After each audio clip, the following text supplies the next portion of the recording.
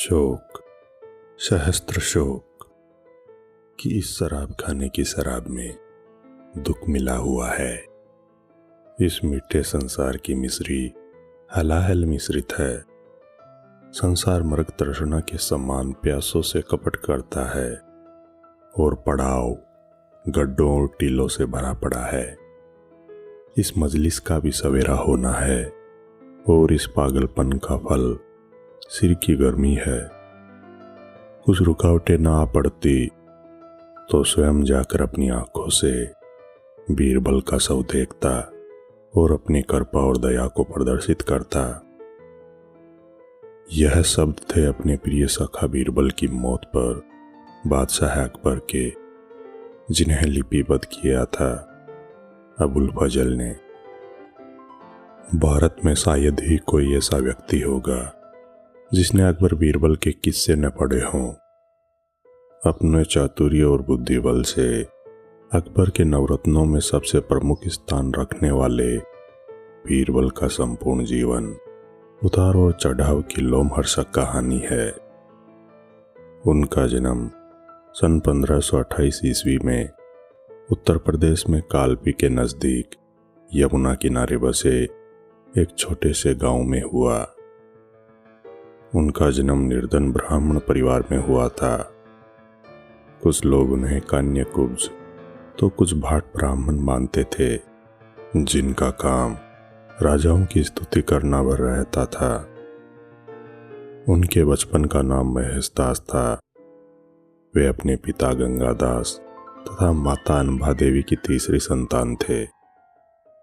वे हिंदी, संस्कृत तथा फारसी के अच्छे जानकार थे। ब्रज भाषा में ब्रह्म उपनाम से लिखी गई कविताएं साहित्य की अनुपम धरोहर है। इनकी यह कृतियां आज भी राजस्थान के भरतपुर के संग्रहालय में संरक्षित है।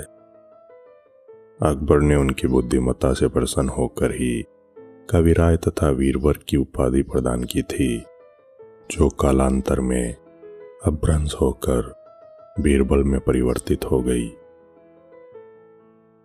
अकबर से इनकी घनिष्ठता इतनी थी कि अकबर ने नगरकोट का राज्य बीरबल को प्रदान कर उन्हें राजा बनाया। 1586 ईस्वी में अफगानिस्तान के यूसुफजई कबीले ने मुगल सल्तनत के खिलाफ विद्रोह का झंडा बुलंद किया। उसके दमन के लिए जैन खां कोका और अब्दुल फतेह के नेतृत्व में पहला सैन्य दल भेजा गया। जल्द ही जैन खां कोका की सहायतार्थ बीरबल के नेतृत्व में दूसरा दल वहां भेजा गया।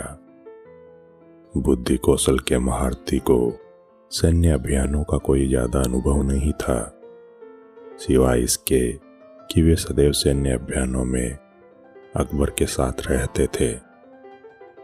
पूर्व के सेनापति कोका को एक हिंदू के साथ अभियान करना कतई गवारा नहीं हुआ। पारस्परिक मनोमालिन्य के चलते स्वात घाटी में 8000 सैनिकों के साथ अकबर के सखा बीरबल रणखेत रहे। अंतिम संस्कार के लिए उनका शव भी नहीं मिला।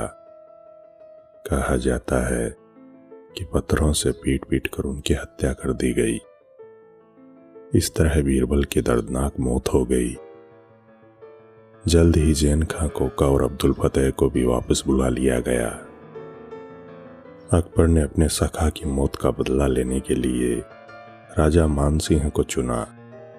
माना जाता है कि मानसिंह ने इस जिम्मेदारी को बखूबी निभाया और यूसुफजई कबीले के सरदार को मारकर राजा बीरबल की मौत का बदला लिया। राजा मानसिंह ने स्वात घाटी में जो कोहराम मचाया, उसे आज भी वहां याद किया जाता है। दोस्तों, राजा बीरबल का यह अनसुना किस्सा आपको कैसा लगा? कृपया लाइक एवं कमेंट जरूर करें। मैं विजय राठौड़ जल्द लौटूंगा इतिहास से जुड़े रोचक एवं रोमांचक वीडियोस लेकर। जुड़े रहें हमारे चैनल स्ट्रेंज फैक्ट्स इंडिया के साथ। धन्यवाद।